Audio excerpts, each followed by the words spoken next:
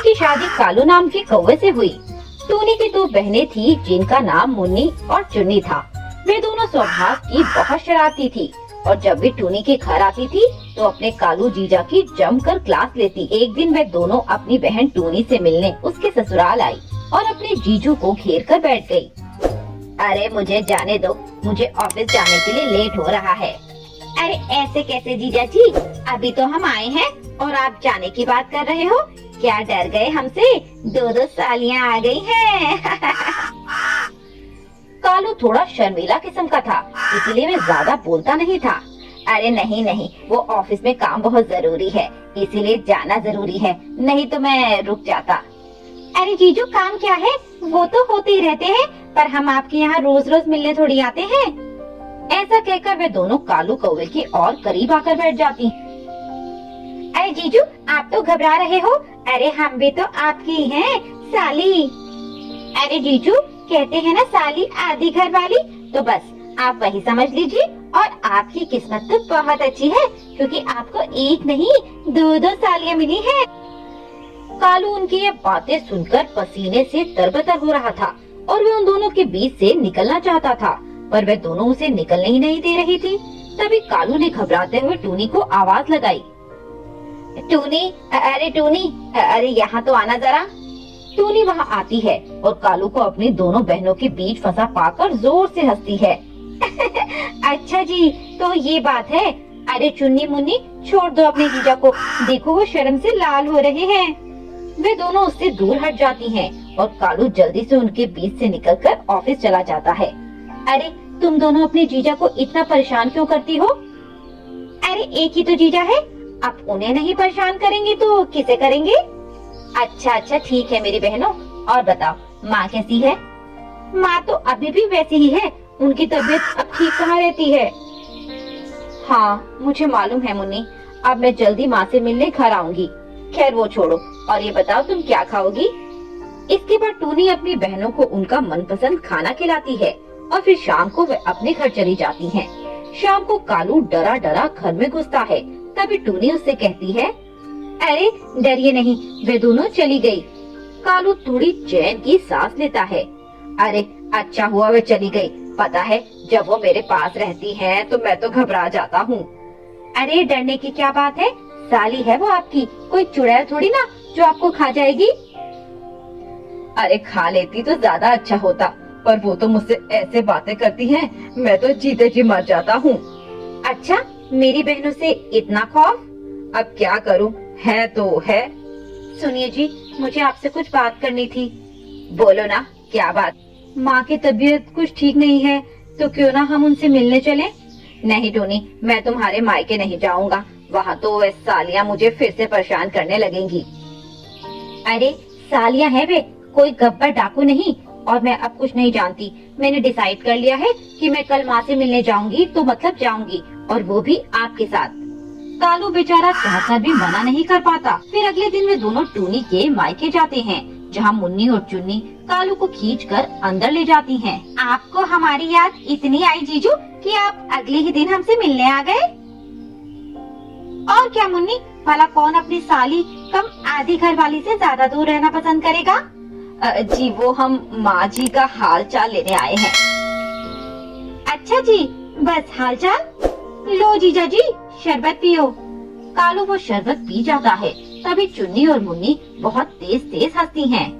अरे जीजू ये कोई आम शरबत नहीं है, इसमें हमने शराब मिलाई हुई है। कालू उनकी बात सुनकर दंग रह जाता है। देखो आप दोनों मेरे साथ ऐसा नहीं कर सकती। कर नहीं सकती? हमने तो ऐसा कर दिया। इसके बाद कालू चक्कर खाने लगता है, तभी टूनी वहाँ आ जाती है। अरे इनकी ये हालत कैसे है? अरे दी रिलैक्स, जीजू ने आज थोड़ी टिका ली है, बस इसीलिए ऐसे हो रहे हैं। इसका मतलब तुम दोनों ने उन्हें शराब पिला दी? हाँ दी, और तुम देखना आज जीजा का एक अलग रूप। अरे पागलों, तुम दोनों ने क्या किया? क्या हुआ दी? अरे जब वे शराब पी लेते हैं तो बिल्कुल ही अलग बन जाते हैं, वे बन जाते हैं जो वो है नहीं, मतलब राम से सीधा श्याम बन जाते हैं। अरे दी ये क्या हो गया, हमने तो जीजू को थोड़ा परेशान करने के लिए ये सब किया था। अब मैं तो यहाँ से जा रही हूँ, अपनी करनी तुम दोनों खुद ही झेलो। इसके बाद टूनी वहाँ से चली जाती है। तभी कालू कौवा उठकर अपनी दोनों सालियों को पकड़ता है और उनसे कहता है, अरे तुम तो मेरी आधी घरवाली हो ना, चलो डांस करो मेरे साथ। चुन्नी और मुन्नी घबराते हुए कहती हैं, नहीं जीजू, हमें तो डांस आता ही नहीं।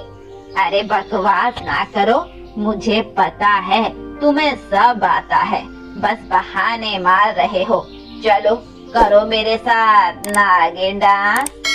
इसके बाद कालू उन दोनों से नागिन डांस करवाता है। चुन्नी और मुन्नी अपने जीजा का ये अवतार देखकर बहुत ही दंग रह जाती हैं।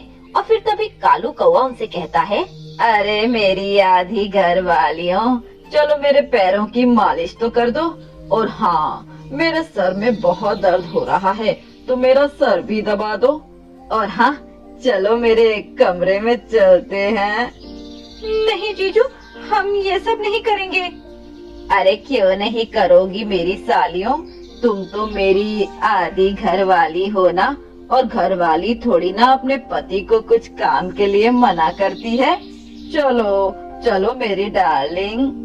कालू के नाम से डार्लिंग सुनकर वे दोनों दंग रह जाती हैं कि क्या ये उनका सीधा साधा कालू जीजा है जो हर बात पर इतना शर्मा जाता था और अभी कैसे शर्माए बिना फरमाइशें किए जा रहा है। हे भगवान, तू ही कुछ कर। तभी टूनी कालू के लिए एक नींबू पानी का गिलास बनाकर लाती है। कालू जी, ये आप पी लीजिए, आपको थोड़ी राहत मिलेगी। कालू वे नींबू पानी पीता है और उसका सारा नशा उतर जाता है। तभी चुन्नी और मुन्नी चैन की सांस लेती हैं। अच्छा हुआ जो जीजू अपने असली अवतार में आ गए, वरना मैं तो पागल ही हो जाती। तभी टूनी अपने पति से कहती है, चलिए ना शॉपिंग पर चलते हैं, वैसे भी बहुत दिन हो गए।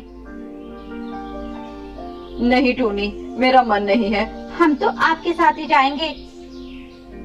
इसके बाद वह कालू को मना लेती है और वह सभी मिलकर बाजार चले जाते हैं। टूनी पहले तो अपने लिए और कालू के लिए कपड़े खरीदती है। अरे जीजू, कुछ खिलाओगे बिलाओगे नहीं? आप तो हमें ऐसे ही घर ले जा रहे हो, हमें ऐसे घर नहीं जाना। तो बोलो मुन्नी, तुम्हें क्या खाना है? मुझे तो गोलगप्पे खाने हैं, वो सामने वाले। इसके बाद वे सभी उस गोलगप्पे वाले के पास जाकर गोलगप्पे खाते हैं। तभी चुन्नी कहती है, गोलगप्पे वाले भैया, आप 3 ही प्लेट देना। पर क्यों चुन्नी, हम तो 4 है ना। अरे जीजू, मैं और आप तो एक ही प्लेट में खाएंगे ना। कालू चुन्नी की बात सुनकर शर्मा जाता है।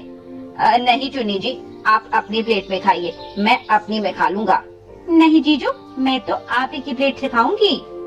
चुन्नी जिद करती है, इसीलिए कालू उसके साथ खाने को राजी हो जाता है कि तभी कुछ आवारा पक्षी वहाँ आकर उन्हें छेड़ने लगते हैं और चुन्नी से कहते हैं, अरे बुलबुल, अगर वो नहीं खा रहा तो हमें खिला दो, हम तो तुम्हारे साथ खाने के लिए मरे जा रहे हैं। तुमसे पूछा किसी ने? अरे नहीं पूछा तो अब पूछ लो डार्लिंग। कालू को उनकी ये बेहुदा बातें सुनकर गुस्सा आ जाता है और वह उन सभी आवारा पक्षियों को खूब मारता है। अबे तू है कौन? वो मेरी साली है, उसका जो मन है वो मुझे बोलेगी, पर तेरी कैसे हिम्मत हुई मेरी साली से ऐसे बात करने की? कालू उस कबूतर को खूब मारता है और मार खाकर वे कबूतर वहाँ से भाग जाते हैं। उसके बाद चुन्नी और सभी घर आ जाते हैं, पर चुन्नी बाजार में जो भी कुछ हुआ था उसको लेकर बहुत उदास थी, इसीलिए वे किसी से बात नहीं कर रही थी। तभी कालू उसके पास गया और उसका मन थोड़ा खुश करने की कोशिश करने लगा। अरे मेरी आधी घरवाली, रो क्यों रही हो? अच्छा, वो जो बाजार में हुआ उसके लिए उदास हो? अरे ऐसे लोग तो मिल ही जाते हैं, पर हमारा काम उनकी बातें सुनने का नहीं। अब देखो, तुम ऐसे ही बैठी रहोगी तो तुम्हारा ये आधा पति भी तुम्हारे साथ रोने लग जाएगा। कालू की ये बात सुनकर चुन्नी हंसने लगती है। ये हुई ना बात। चुन्नी, अब तुम मुझे रोती हुई मत दिखना, क्योंकि मुझे हरगिज अच्छा नहीं लगता कि मेरी आधी घरवाली रोए।